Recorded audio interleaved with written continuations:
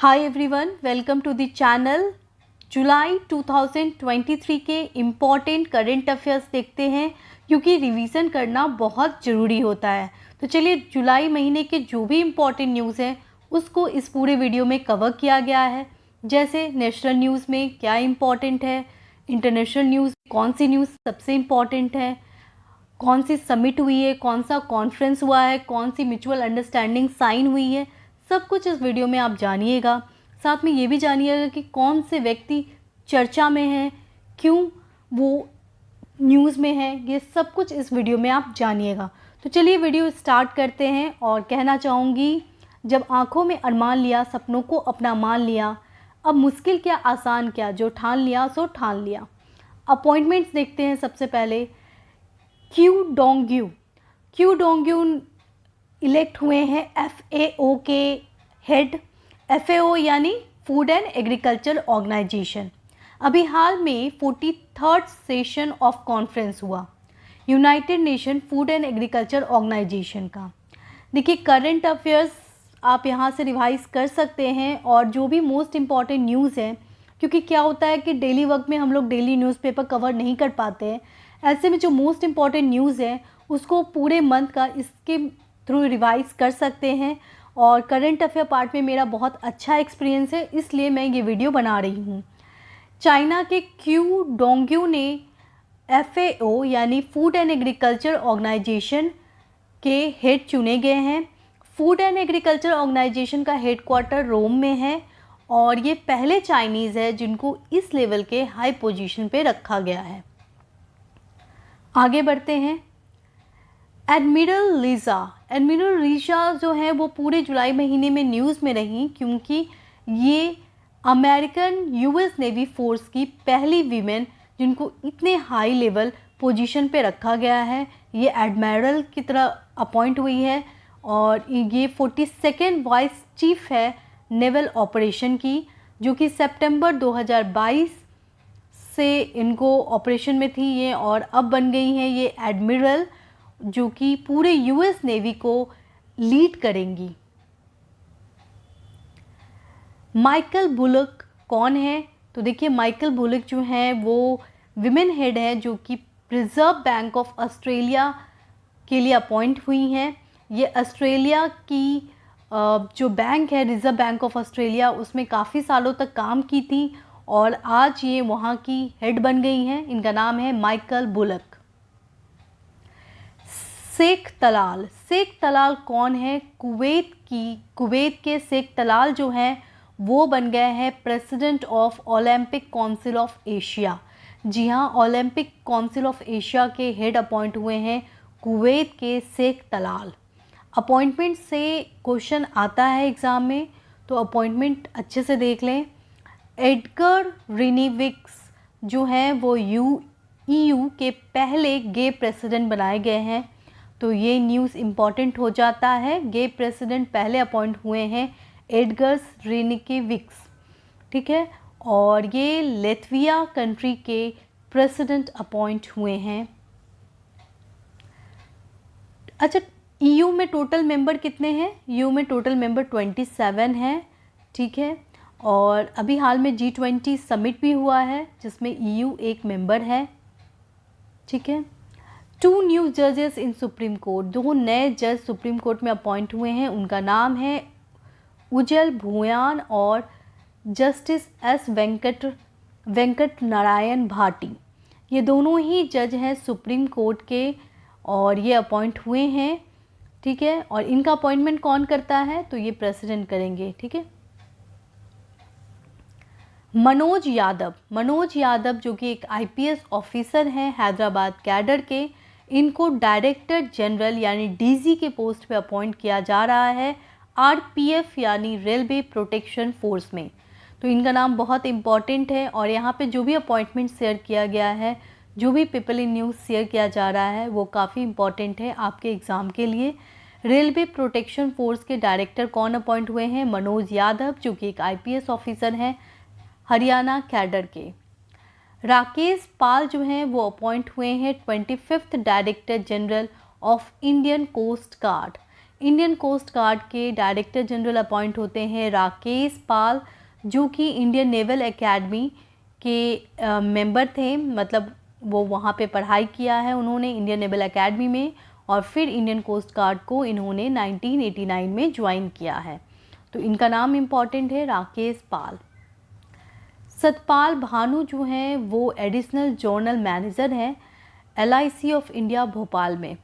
ठीक है, LIC of India Bhopal के जो एडिशनल जोनल मैनेजर अपॉइंट हुए हैं, और अब वो बन गए हैं मैनेजिंग डायरेक्टर बन गए हैं। ठीक है, तो बहुत ही हाई पोस्ट है, MD managing director Satpal Bhanu.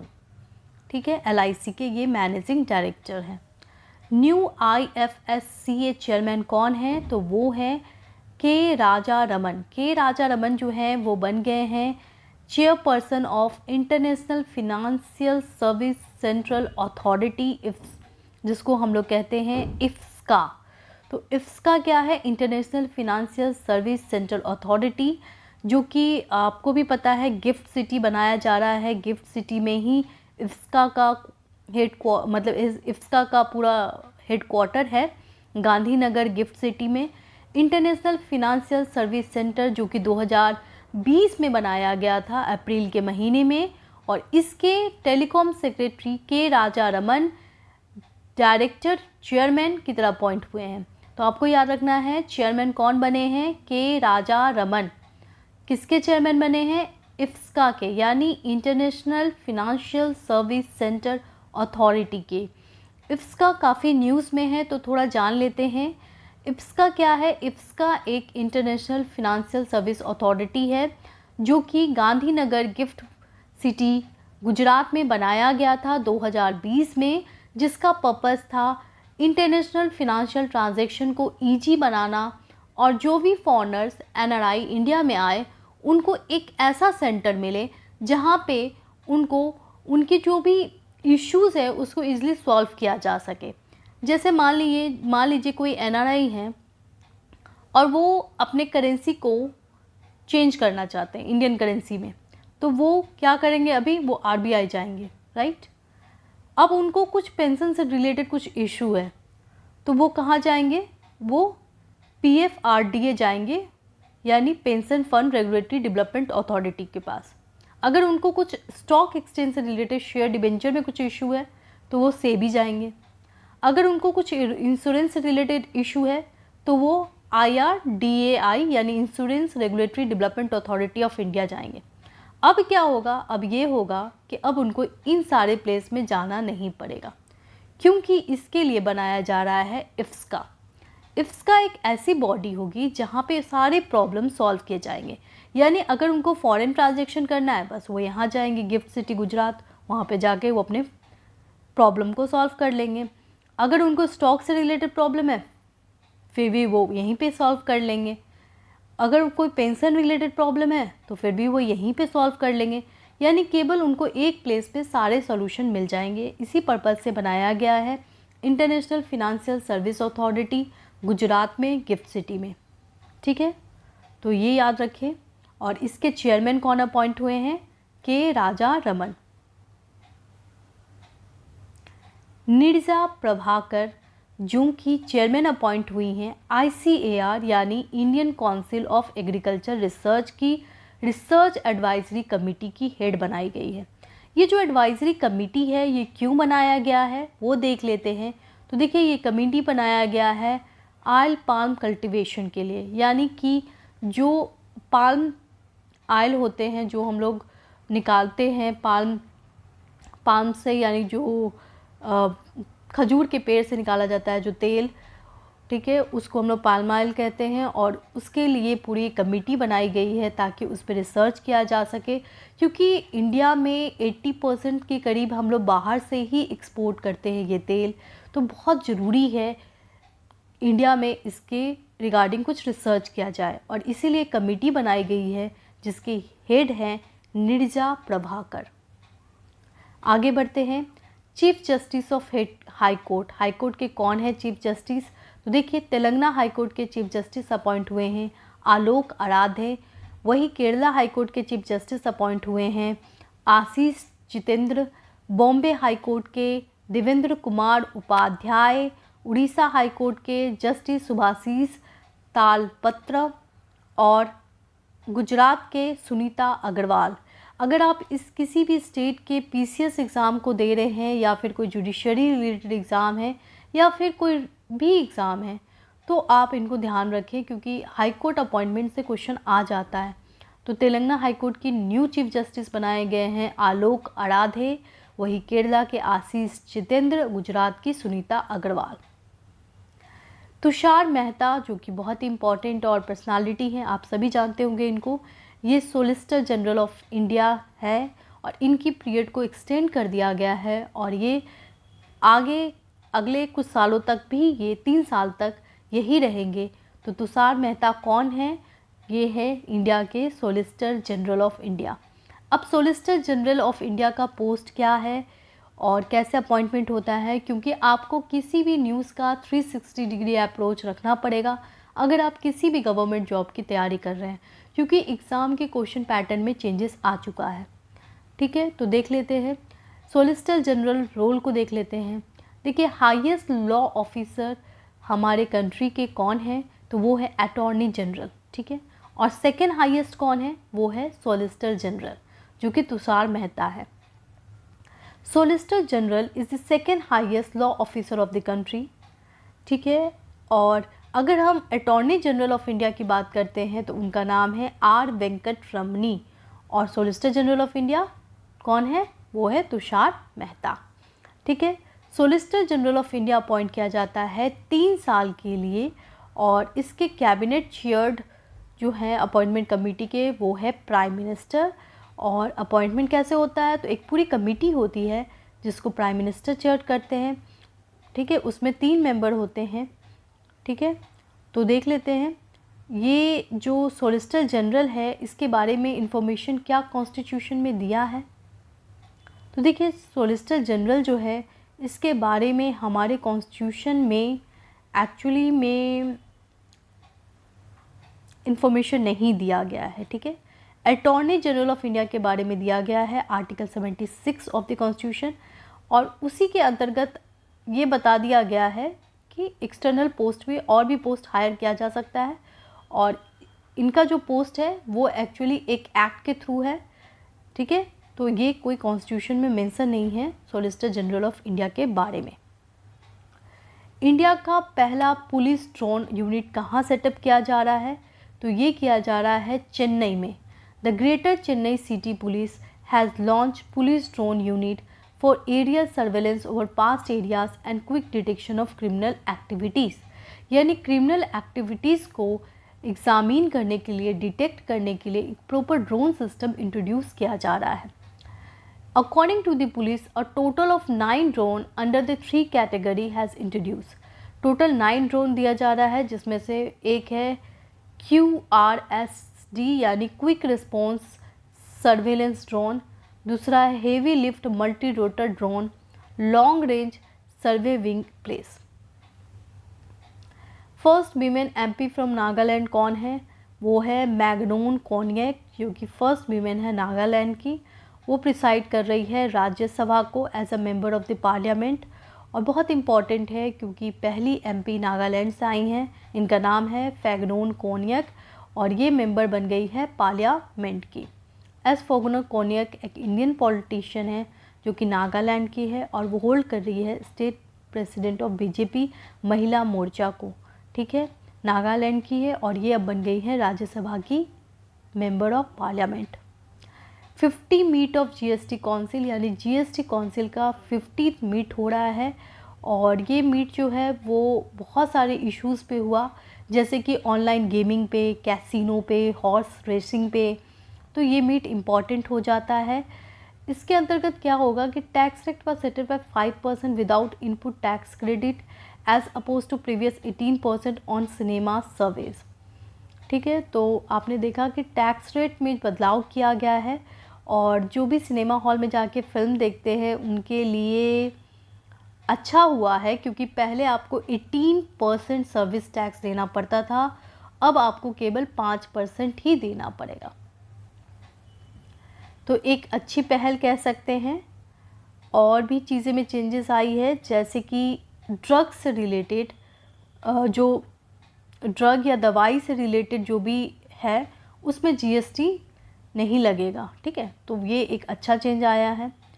उसके अलावा जो ऑनलाइन गेमिंग होती है, ठीक है, और जो हॉर्स रेसिंग होती है उसको अलाउ किया गया है इंडिया में, लेकिन जीएसटी लगेगा 28%,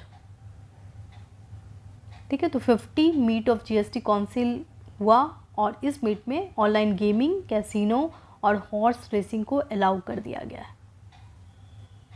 national multi dimensional poverty index, देखिए national multi dimensional poverty index जो है ये निकाला गया नीति आयोग के द्वारा, और ये रिपोर्ट इम्पॉर्टेंट हो जाता है क्योंकि ये रिपोर्ट नीति आयोग के द्वारा निकाला गया है। इंडिया में डिक्लाइन हुआ है मल्टी डायमेंशनल पुअर 24% से 14%, तो एक अच्छा डिक्लाइन हुआ है। इसको 14% तो नहीं कहेंगे, इसको 15% कहेंगे क्योंकि 14.96% है, ठीक है। तो मल्टी डायमेंशनल पुअर जो है वो इंडिया में कम हुए हैं। मल्टी डायमेंशनल पॉवर्टी क्या होता है? पॉवर्टी को एग्जामिन करने के बहुत सारे तरीके होते हैं, ठीक है। अब किसी के पास कार नहीं होता है तो उसको पुअर बोल दिया जाता है, लेकिन क्या वो पुअर है? एक्चुअल में इंडिया में तो वो पुअर नहीं है ना। इंडिया में पुअर कौन होते हैं? तो आपने पढ़ा होगा पुअर के बहुत सारे डायमेंशंस होते हैं। इंडिया में अगर हम मल्टी डायमेंशन की बात करें तो हमारे यहाँ एक है रोटी, कपड़ा और मकान, यानी कि आपकी जो ज़रूरतें पूरी अगर आप कर पा रहे हो तो आप गरीब नहीं हो। क्योंकि अगर हम कैलोरी की बात करते हैं तो 2100 कैलोरी जो है वो एक अर्बन एरिया में रहने वाले लोग फुलफ़िल कर रहे हैं, तो वो पुअर नहीं है, ठीक है। और अगर आप रूरल एरियाज़ में हैं यानी गांव में हैं तो 2400 कैलोरी है। ये एक इम्पॉर्टेंट कमेटी थी, उसने ये रिपोर्ट दी थी। उसके बाद आया था तेंदुलकर कमेटी, ठीक है। उसने क्या रिपोर्ट दिया था? उसने दिया था इनकम पे, ठीक है। तो उस रूरल एरियाज़ में है, अगर कोई रूरल एरियाज़ में 1850 रुपये कमा रहा है तो वो गरीब नहीं है, और अगर वो अर्बन एरिया में रहता है तो वो कितना कमाना चाहिए? 2100 रुपया कमाना चाहिए, 2100, तो वो गरीब नहीं है, ठीक है। तो इस तरह के बहुत सारे डायमेंशन होते हैं, इसके लिए बहुत सारी कमेटी बनाई जाती है, जैसे रंगराजन कमेटी, तेंदुलकर कमेटी, आपने पढ़ा था एनसीईआरटी में। तो उस तरह की कमेटी बनाई, उन्होंने रिपोर्ट दिया। तो उनके रिपोर्ट में हमने क्या देखा कि इनकम पे भी नापा जा रहा है पॉवर्टी को, और साथ में कैलोरी यानी कि आपके फूड कंजप्शन पे भी नापा जा रहा है पॉवर्टी को। यानी कि ये जो डायमेंशन है ये क्या है? मल्टी डायमेंशन है, यानी डिफरेंट डायमेंशन है, ठीक है। तो नीति आयोग ने रिलीज़ किया है national multi dimensional poverty index, और इंडिया रजिस्टर्ड करता है डिक्लाइन 24% से 14%, 0.96 है। तो आप यहाँ पे 25% से 14% का डिक्लाइन है, तो कितना डिक्लाइन है? 15% का। तो अबाउट 10% का हमने देखा इंडिया में पॉवर्टी का डिक्लाइन हुआ है, तो ये एक पॉजिटिव पॉइंट है, ठीक है। 13.5 crore Indian escape poverty during the 5-year time period, यानी कि 1350 करोड़ लोग जो है वो पॉवर्टी से बाहर आ चुके हैं भारत में 5 सालों के अंतर्गत। और कुछ स्टेट्स की बात यहाँ पे बताया गया है और बहुत इम्पॉर्टेंट है। देखिए स्टेट में जो सबसे ख़राब परफॉर्मेंस रही है वो है बिहार की। बिहार में बहुत ज़्यादा पॉवर्टी है, बढ़ चुकी है, और बेस्ट परफॉर्मेंस इसमें केरला का है। First indigenous nuclear reactor, India का पहला इंडिजीनियस न्यूक्लियर रिएक्टर बनाया गया है ककरापड़ एटॉमिक पावर। आपसे क्वेश्चन आएगा ककरापड़ एटॉमिक पावर कहाँ है, तो आपको पता होना चाहिए ये गुजरात में है, ठीक है। ये इंडिया का पहला इंडिजीनियसली डेवलप्ड 700 मेगावाट का क्या है? न्यूक्लियर पावर रिएक्टर है। इंडिया का पहला ऑनलाइन गेमिंग एकेडमी कहाँ है? मध्य प्रदेश में, ठीक है। ऑनलाइन गेमिंग एकेडमी इस्टेब्लिश किया जा रहा है मध्य प्रदेश में, जिसके थ्रू ई स्पोर्ट यानी कि इलेक्ट्रॉनिक स्पोर्ट को प्रमोट किया जाएगा। और आराम से आपने देखा होगा आजकल तो सभी लोग वीडियो गेम खेलते हैं, तो वीडियो गेम का जो क्रेज़ है वो बढ़ चुका है, और इसी संदर्भ में मध्य प्रदेश में पहला ऑनलाइन गेमिंग एकेडमी भी स्टार्ट किया गया है। इंडिया का पहला AI रीजनल न्यूज़ एंकर है कौन है? लीज़ा। लीज़ा जो है वो उड़ीसा की है और उड़ीसा मतलब उड़ीसा के लिए एक रोबोट बनाया गया है, एआई न्यूज़ एंकर, जिनका नाम है लीज़ा, और ये इंडिया की पहली रीजनल एआई न्यूज़ एंकर होंगी। Urea gold for farmers. Prime minister Modi ने अपने विजिट में राजस्थान में लॉन्च किया एक नया टाइप का यूरिया जिसका नाम है यूरिया गोल्ड। ये कोटेड होगा सल्फ़र से, और क्योंकि ये कोटेड है सल्फ़र से तो इससे क्या होगा, सॉइल की क्वालिटी इम्प्रूव होगी, ठीक है। और ये इंडिया में लॉन्च किया गया है, इसका नाम रखा गया है यूरिया गोल्ड। और यूरिया गोल्ड जो है वो फर्टिलाइज़र है, और ये एक्चुअली ये यूरिया है जो कि फर्टिलाइज़र को रिप्लेस करेगा और इंडिया की जो इंडिजीनियस मेकिंग है उसको इम्प्रूव करेगा। यूरिया गोल्ड फर्टिलाइज़र मोर इकोनॉमिकल है, मोर इफ़िशिएंट है। और ये जो एक इससे पहले भी एक फर्टिलाइज़र आया था 2016 में जो कि काफ़ी पॉपुलर हुआ था, जिसका नाम था, क्या फर्टिलाइज़र का नाम था? नीम कोटेड फर्टिलाइज़र, ठीक है, जिसमें नीम को कोट किया गया था फर्टिलाइज़र में, और ये भी काफ़ी फेमस रहा। और फिर आज आया है यूरिया गोल्ड, और ये भी बहुत इम्पॉर्टेंट है, इसमें सल्फ़र डिफिशिएंसी को कम करने की कोशिश की गई है। जीआई टैग देखिए बहुत इंपॉर्टेंट होता है, जीआई टैग से एक क्वेश्चन आता ही है। तो तमिलनाडु में 3 प्रोडक्ट को दिया गया है जीआई टैग, जो है जदेरी नामाकाटी, कन्याकुमारी माटी, बनाना, चेदी बूटा साड़ी, ये सारे आते हैं जीआई टैग के अंतर्गत। जदेरी नामाकाटी जो है वो क्ले स्टिक है, ठीक है, यहाँ पे आपको पिक्चर में दिख रहा होगा, देखिए ये जो है ये क्ले स्टिक है, वाइट कलर का है और फिंगर लाइक शेप है और एक यूनिक आर्ट है, ठीक है, इस पर बहुत सारी डिज़ाइंस पे बनती है, यूनिक आर्ट है। ये कहाँ का है? तमिलनाडु का है। और आपको ये पिक्चर में एक साड़ी दिख रहा होगा, ये जो है ये चेदी बूटा साड़ी है, जिसमें चेदी बूटा टाइप का वर्क है, यहाँ पे दिख रहा है चेदी बूटा साड़ी, ठीक है। ये तमिलनाडु का है जिसे मिला है जीआई टैग। और उसके अलावा एक बनाना को भी मिला है जिसका नाम है कन्याकुमारी माटी बनाना।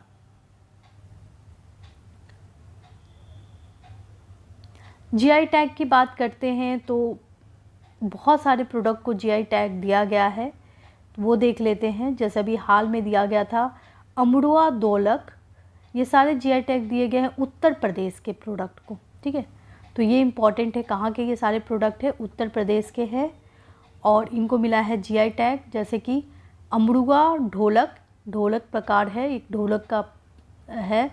उसके अलावा महुबा गौड़ा पत्थर, यहाँ पे दिख रहा है आपको महुबा गौड़ा पत्थर हस्तशिल्प। उसके अलावा है ये है मैनीपुरी तलाकासी, ठीक है, और यहाँ पे है ये मैनीपुरी तलाकासी, ठीक है। उसके अलावा मिला है मैना संभल हॉर्न क्राफ्ट, यहाँ पे देखिए ध्यान से देखिए, ये हॉर्न आपको दिख रहा होगा, हॉर्न से बना है ये हॉर्न क्राफ्ट। तो ये सारे प्रोडक्ट जो है ये उत्तर प्रदेश की है, तो इम्पॉर्टेंट हो जाता है। तो देख लेते हैं इनका नाम, अमरोहा ढोलक, महोबा गौड़ पत्थर, हस्तशिल्प, मैनपुरी तलाकासी, संभाल horn craft, Baghpat home furnishing, बड़ा बांकी handloom product, Kalpi handmade paper. बड़ा बांकी हैंडलूम प्रोडक्ट है, ये सारे दिख रहा है आपको, ये सारे हैंडलूम प्रोडक्ट हैं। Lok Sabha speaker accepted no confidence motion, बहुत ही important news, no confidence motion लाया गया है। इससे पहले 2019 में लाया गया था और अब लाया गया है, जिसके अंतर्गत क्या हुआ है देखिए, मणिपुर में जो वायलेंस हुई है उसी के अंतर्गत ये लाया गया है। जो कांग्रेस पार्टी है उसने ये लाया और नो कॉन्फिडेंस मोशन को लोकसभा स्पीकर ने एक्सेप्ट कर लिया है। तो ये न्यूज़ इम्पॉर्टेंट हो जाता है। ऐसा नो कॉन्फिडेंस मोशन हालांकि पास नहीं हुआ है, लेकिन नो कॉन्फिडेंस मोशन आना भी बड़ी बात होती है। ये किसके अंतर्गत आया है, कहाँ पे लिखा गया है, क्या कॉन्स्टिट्यूशन में मेंशन है नो कॉन्फिडेंस मोशन? तो देखिए कॉन्स्टिट्यूशन में डायरेक्ट ऐसा कोई वर्ड नहीं है। कॉन्स्टिट्यूशन में लिखा हुआ है कि जो भी मेजॉरिटी पार्टी हैं वो रूल करेंगे। तो किसी भी पार्टी को अपनी मेजोरिटी साबित करनी पड़ती है और तभी वो रूल कर सकता है। नो कॉन्फिडेंस मोशन में क्या होता है कि जो पार्टी है जो रूल कर रही है उनको अपना कॉन्फिडेंस साबित करना पड़ता है कि वो अभी भी लायक है और रूल कर सकती है। नो कॉन्फिडेंस मोशन हमेशा लोकसभा में स्टार्ट किया जाता है और लोकसभा में ही प्रपोजल रखी जाती है और ये प्रपोजल रखा गया है रूल 198 के अंतर्गत, यानी लोकसभा का एक रूल बुक है जिसमें 198 में इसके बारे में मेंशन है। तो आपसे क्वेश्चन आएगा no confidence motion is mention in the constitution, तो no it is not mention in the constitution. ठीक है, ऐसा भी क्वेश्चन आ सकता है कि इनडायरेक्टली कौन सी आर्टिकल रिलेटेड है नो कॉन्फिडेंस मोशन से, तो आर्टिकल 75 का नाम आपको देना होगा। Article 75 says that the government can function only when it has a majority in the Lok Sabha. Article 75 कहता है कि government can function only when it has majority in the Lok Sabha. Government तभी फंक्शन करेगी जब उसका मेजोरिटी होगा लोकसभा में। A no confidence motion can be moved by any member of the Lok Sabha. No confidence motion जो है वो किसी भी मेंबर जो लोकसभा के हैं वो मूव कर सकते हैं, लेकिन लोकसभा में 50 मेंबर जो होंगे हाउस के वो सपोर्ट करें तभी। ठीक है, तो लोकसभा में आता है नो कॉन्फिडेंस मोशन जिसमें 50 मेंबर ऑफ द हाउस अगर इसको एक्सेप्ट कर लेते हैं तो फिर लोकसभा स्पीकर जो है वो नो कॉन्फिडेंस मोशन लागू करते हैं। अब तक हम लोगों ने देख लिया नेशनल न्यूज़ और पीपल इन न्यूज़, जो भी लोग चर्चित लोग न्यूज़ में थे। तो अब हम लोग देखते हैं इंटरनेशनल न्यूज़, बहुत ही इंपॉर्टेंट है। India has recently launch international big cat alliance with the aim of conserving 7 major big cat species on earth. बिल्कुल 7 जो बड़े बड़े बिग कैट है उनको बचाना है और इसी एम से भारत सरकार ने इंटरनेशनल बिग कैट अलायंस लाया है। ये जो प्रोजेक्ट है उसको एक सक्सेसफुल प्रोजेक्ट माना जा रहा है और ये प्रोजेक्ट एक्चुअली हम लोग प्रोजेक्ट टाइगर को कंटिन्यू करने के लिए ये प्रोजेक्ट को लाए हैं। प्रोजेक्ट टाइगर जो है वो आया था 1972 में और ये प्रोजेक्ट टाइगर इंदिरा गांधी के टाइम में आया था और ये काफ़ी सक्सेसफुल रहा। इसी संदर्भ में इंटरनेशनल बिग कैट अलायंस लाया गया है और ये वर्ल्ड के जो टाइगर पॉपुलेशन है उसको कंजर्व करने के लिए लाया गया है। इसके अंतर्गत 7 बिग कैट की बात की गई है, उनका नाम देख लेते हैं। Tiger, lion, leopard, snow leopard, puma, jaguar and cheetah. ये जो 7 है ये बिग कैट हैं और इनको प्रोटेक्ट करना बहुत ज़रूरी है। तो नाम याद रखिएगा, tiger, lion, leopard, snow leopard, puma, jaguar and cheetah. आगे बढ़ते हैं। First female astronaut to space जो हैं वो हैं रैनिया बर्नावी। रैनिया बर्नावी जो बनी है पहली फीमेल एस्ट्रोनॉट जो स्पेस जानी है सऊदी अरेबिया की।